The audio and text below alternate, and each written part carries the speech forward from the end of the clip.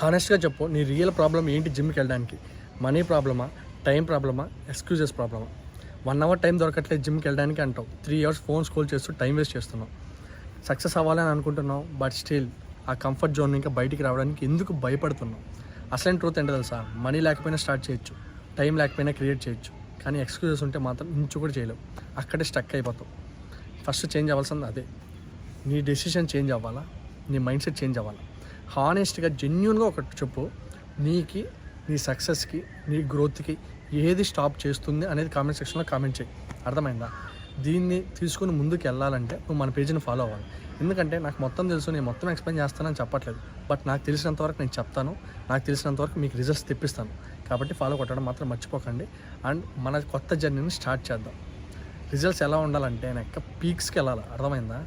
చూసి నవ్విన వాళ్ళందరూ ఎలా చేసేవారా అని అనుకునేలా చేయాలి. స్టార్ట్ చేద్దాం, కొడదాం, గట్టి కొడదాం.